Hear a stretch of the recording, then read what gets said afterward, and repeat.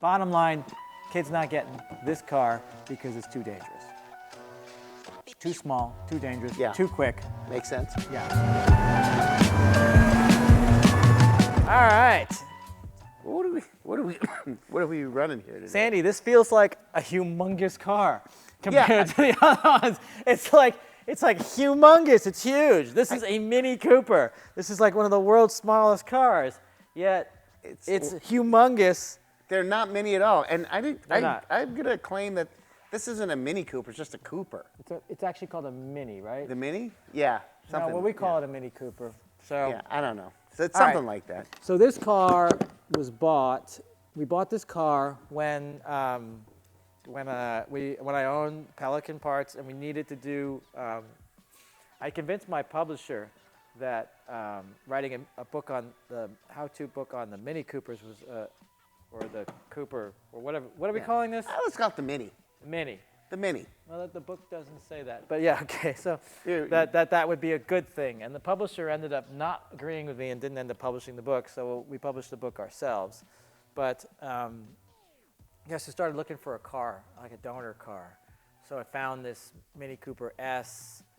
And at least you got the S model too, so that's a little. Yeah, you have to have the S because you have to be cool for the book. Yeah, with the supercharger. S has got the supercharger on it, right? So we went down there.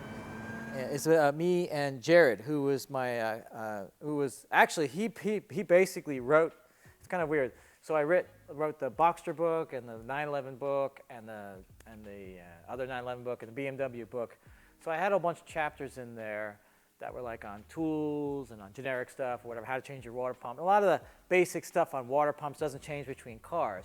So what Jared did is Jared was my, I guess, the co-guy who actually really kind of wrote the book. He took a lot of my text and then combined it with all of his photos and stuff and kind of merged it all together, et cetera, et cetera. But he's really the guy who kind of wrote the book. But with my text as a starting point. But anyway, so we both went down there to go look at this car and go buy it. And we went down to the dealer. We told there's a used car dealer. We told the dealer, oh yeah, we're from Pelican. Oh, you heard of it? We're writing a book on the car and this and that and blah blah blah blah. But hey, we didn't know shit about these cars. It's just, but we know all about 911 stuff. Know everything about it. So we get in there, like the guy's like, okay, here's the car, and we're doing what you just did 2 minutes ago. We're putzing around with the car, trying to open the hood. We're like, what? Like trying to look it up in the hood. We didn't have our phones with us or whatever. Couldn't figure out, couldn't Google it or anything like that. We're like, how do you open? Spent 20 minutes trying to figure out how to open the hood before we actually asked him. And the hood latch is buried in the corner on the passenger side. The guy had to come down here and show us, and he opened the hood. And I'm like, well, that's embarrassing. The people who are writing the book on the car don't even know how to open the hood. Scamming the scammer is what he's thinking. Oh well, yeah. Then it's becoming that fraud, the fraudulent. What is it called? Imposter syndrome, right? Yeah. Except in that case, it's kind of real because we don't know. I mean, when you start out, you learn. No, when you start out working on a book or working on anything, you don't know anything. So, so that's how we got the car. It was. And here's the book. The book got published several years ago. So bestseller, top 10? I sold the company and then they printed it after that. So I don't know what it it's funny. It looks like it's got a lot more pictures in the Porsche books. But no, it's about the same. It's actually this was 265 pages long. That's a lot. I think the Porsche books are a little bit, but we'll talk about that later on. But yeah, so cover to cover. How to maintain and modify your Mini Cooper covers Mark I, R50, 52, and 53 cars.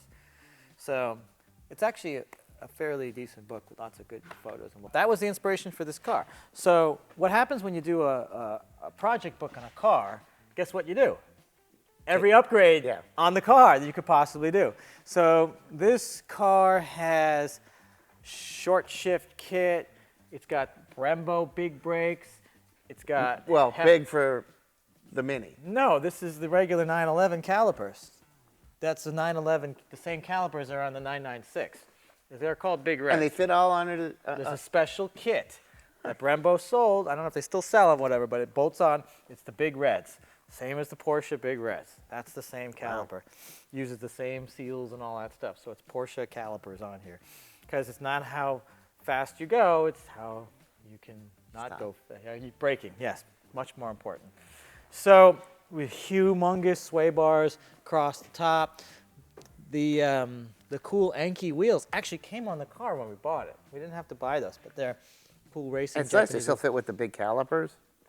Yeah. So it was kind of a great buy for us. So I don't use this car ever. When does your son want this one? Because he recently got a new car or used new car. It seems like it would be a great car for him. So I learned, we're going on a side note here, I learned a long time ago, I had to go to the auction like 7 or 8 weeks in a row or something like that to learn the auction process, but I got to walk around quite a bit. It's actually a fascinating place. We should smuggle a camera in there and do a show. Coat pocket. Get the little Ray-Ban glass things. I tested the coat pocket, leave the camera on. Yeah. Worked great. Yeah, we should do that because that place is amazing and interesting. There's a lot of cars. This is the insurance wrecking yard auctions. So in the back, there's lots of Mini Coopers there, and they're in the back lot. And a lot of them, I'm not kidding you not, they have the sticker on them, and this is the bad. Some cars have like this is a hybrid sticker or this is an electric car sticker. Don't come here. And then there's the bad sticker. You know what the bad sticker is? Can you guess what the bad sticker is? Police impound. Worse. What's worse than that? British car? I don't. No, the sticker. No, I don't.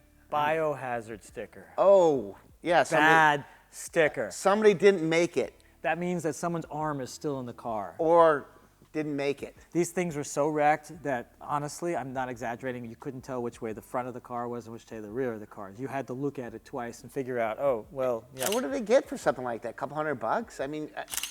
Yeah. There's some of that cars that were burned to a crisp and all that are $100 or $50 or somebody scrap guy bids it. It's you can bid $5 and get it, because it's just almost not worth it. It's worth it for scrap and they just steal and into the melter.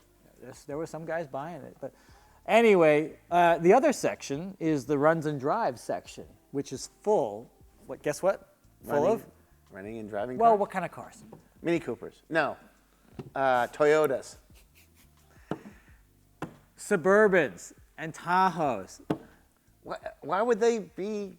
Because they get into an accident with these. Oh. And come on.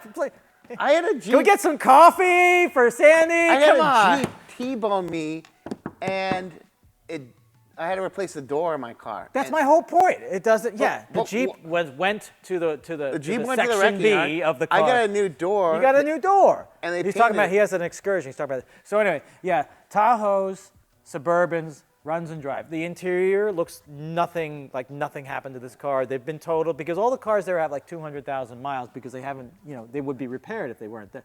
So anyway, bottom line, kid's not getting this car because it's too dangerous. Too small, too dangerous, too quick. Makes sense. Yeah.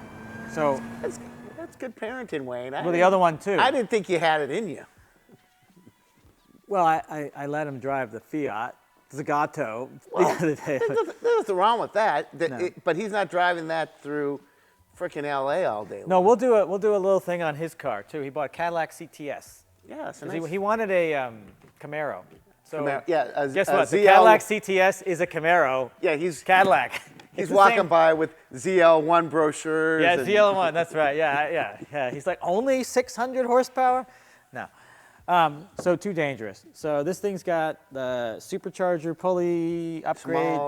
It's got the small pulley upgrade. It has something called the Sprint Booster, and I'd never heard of this. If you know what this is? No. It's a short shift kit for your gas pedal. Oh, they do that in diesels and trucks now. Like Gale Banks has it. It's like you can adjust the rate. Like if it doesn't make your car go necessarily any faster. Nope. But it makes the pedal, like if you push it slow, it makes it go like. Yeah. Well, it fools the ECU. No, it doesn't even do that. Well, Well, all it does is you have a full travel of the pedal, okay, and it goes from 0 to full throttle right about here. Yeah. So I learned about this Sprint, and there's a project in this book about it. It's called the Sprint Booster. Anyway, they had a patent on it or something like that. So I'm like, this is complete BS. This is complete BS. No, I put it in this car, and I swear to God, the placebo effect is huge. I know it's not doing anything. I know it's complete BS, but you get in this thing, and you go like this, and the car goes, it takes off, and it feels quicker. Yep. It absolutely, from a human being point of view, it actually feels correct, and it feels like it's faster. It feels like it's doing something. It's not like a short shift kit. We all know a short shift kit doesn't make you shift any faster. In fact, short shift kits are bad because they're less precise. Yet they actually feel better sometimes because you're a human being and you get fooled by crap. Yep. So the sprint booster thing that's in here, it totally makes the car feel really quick. And in fact, we got a lot of stuff in this room, a lot of stuff that's very fast. This feels like the quickest car from like 0 to like 10 or 20. We're going to road test if we don't break down. Let's say. This one won't break down. This one's fine. The only thing that's reliably breaking on this is this window. So I've had this thing apart 4 times and sprayed all the grease in there and then it gets stuck. So, but I tested it yesterday and the window's working fine. That's the only thing. It's just really annoying when your driver's window doesn't work and you're at Taco Bell or something like that or whatever. It's like trying to like, get the, But when we took this car to the track, it was really good. It's really set up for the track. It's extremely stiff. The sway bars are like super thick. We got the brakes on the front. I backed it in here and it was, it felt all right. Full Bilstein suspension, I think, with adjustable PSS 9s, if I remember correctly. Every upgrade you could possibly want on a Mini Cooper, we put in here. We upgraded the dash, all those little things that you do for your car. And the thing is really cool. I just never drive it, so I was thinking about selling it, but I mean, we got so much into it, and it's just so cool. Everyone loves it. This is like the first generation, right? Because the later ones were turbocharged and did some other funky things.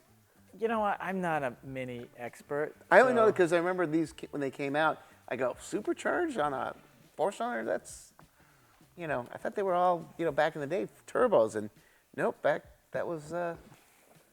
I'm listening. I'm just flipping through the book. Because I remember when they first came out, cousin Donnie and Adam wanted one of these things badly. So Adam pulled some of his, famous clout and ended up getting one. And it's like one of those things. It was like the Ford GT when they came out. I kind of liked them, and I could have got one because I had, cash for the Aston Martin. It was that kind of price range, and it just didn't flip the switch for me. Well, it's a Mini Cooper. And it's a small car. A real Mini Cooper is bitchin', and that's a whole different car. There's nothing to do with this. There's nothing to do with it. Nothing to do with it. So this would be a good car for Europe if you don't. There's not that many choices for small performance cars in Europe. And what are you gonna do? Can I buy a smart car? I don't know. By the way, Tesla drivers, just as bad in Europe as they are just as here. bad. Yep, there you go.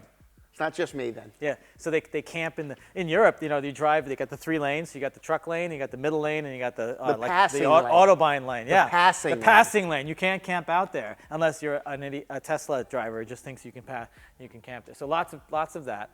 Yeah, and then I went to Germany. We're on the Autobahn. Porsche turbos coming by at like 160 miles an hour. I remember driving I was there, I don't know, years and years ago, and I told you a little bit of this, right? I was excited because I got to drive a cloth interior 525 turbo diesel. Right. And I'm driving in the fast lane like 125 miles an hour. Yeah.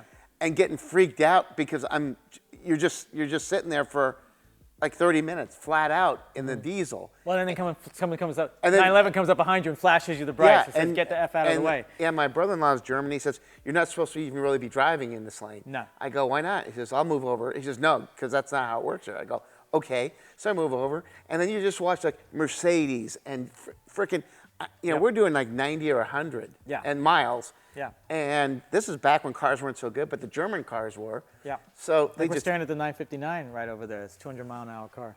That's an Autobahn car. Well, as long as it's, I don't know anything about that car. I'm not going to say anything.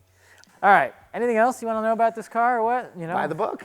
Buy the book. It's in here. Actually, I flipped through the book. We had 2 of these. So we had one that was really nice that we did all the upgrades to, and then we had another that was a shit box that we tore apart and redid the clutch for and did all that stuff or whatever. And anytime you start doing a book on a car like this, one's a keeper, one's a keeper, one's a tosser. It's like we were saying about the 911 engine or the Boxster engine rebuild. One of them you were saying something like it was the blown engine that you rebuilt. never to be run again, but look good for the book. That was the 911 engine rebuild book. That But makes sense. we did 2 Boxsters for the Boxster book too. So the other car got all the, like the all the nasty rebuild stuff, and you show replacing the brakes. You only do one side, so we got half new parts on one side, and used parts on the other. It's kind of hard to sell a car like that. Well, somebody will buy it. And just send it off to the auctions. Look, you bought that Jag. Shall we take this out for a spin? In the back. Oh boy. Come on. Nope, in the back. In the back. There you go. Good jobby.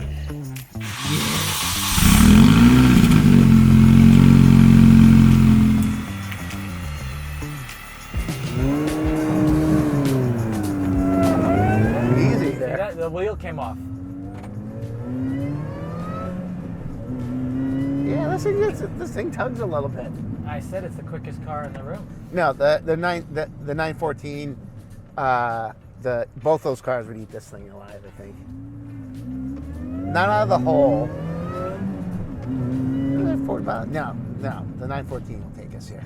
Sure, probably. We got to line This all. one feels the quickest. Yeah. Well, it's also the It's got a lot of supercharger. nose, that supercharger Yeah. sound. Yeah, we're doing like 40. It feels like 100. It's true, it does. We got new tires on this too. Sticky tire. I guess. Yeah, like it's an okay car. It's like interesting because it's got they try to do some of the stuff like the real British cars, and I'm only mildly offended that there's a Union Jack on the side of the car instead of the German flag. But they kept the marquee alive a little bit. It's super quick and super stiff. Yeah, it feels good. Coming out of the driveway there, oh my gosh, this is the absolute wrong time to be coming down here. Look at this.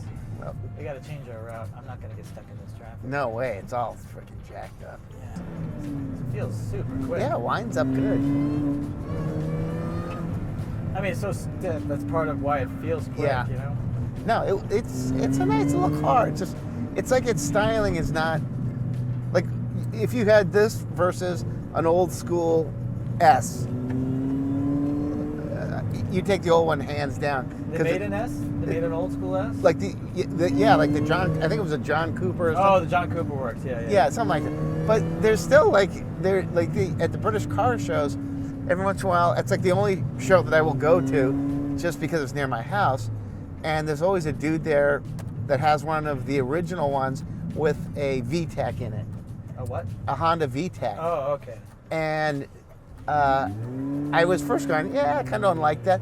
But then after reading 100 articles, it's like the best mod you can do to the car because it makes it ride good, crazy power with a stock motor. But then you think, yeah, but the whole point of those cars they're like the old 4-cylinder MG like motors in them or whatever they came with. I like the sticker, and you go. Well, I haven't taken a picture of it. High octane only. Yeah, we put that on there.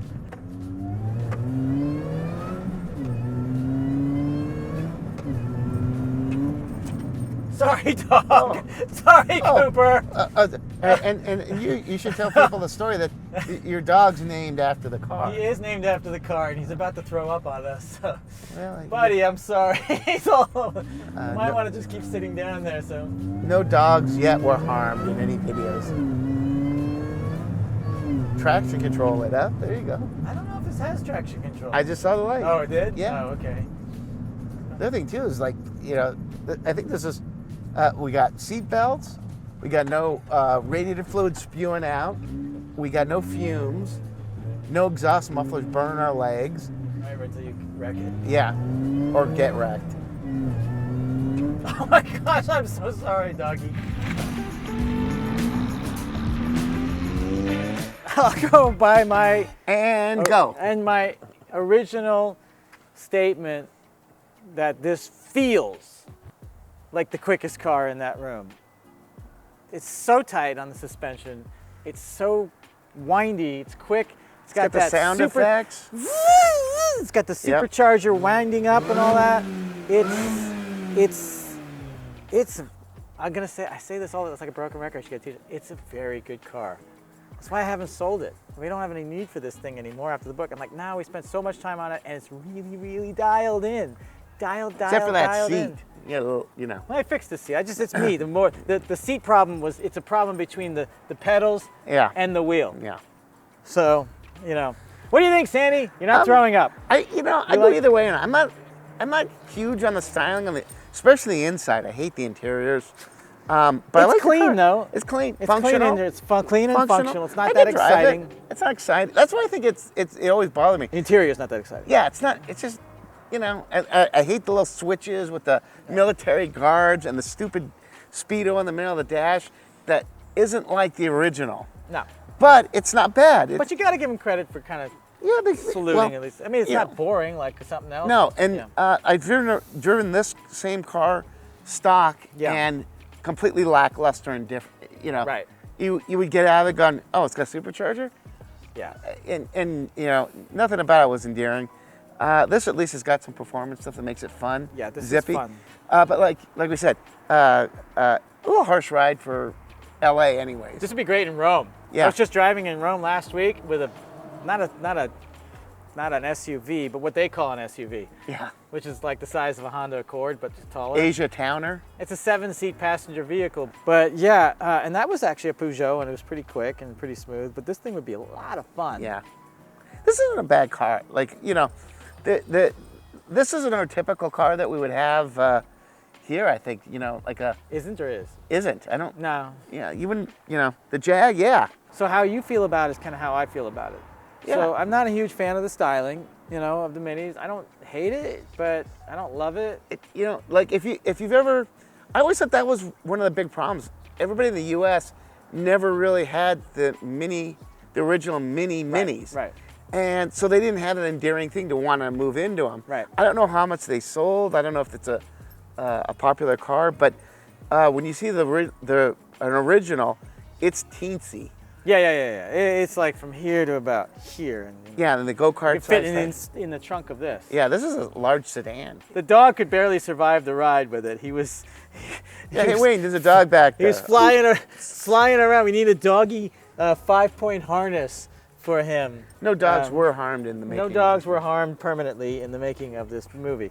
But yeah, that's good. I'm not sure what I'm going to do with it, but maybe move it back into storage and take it out in a year. All right, next. All right, Sandy, that was pretty good, right? Great videos today, Wayne. All right, remember, if you want more, please hit the subscribe button. We'll keep going. Don't forget to mash the like, too. Mash the like button. Yeah, I think it's down.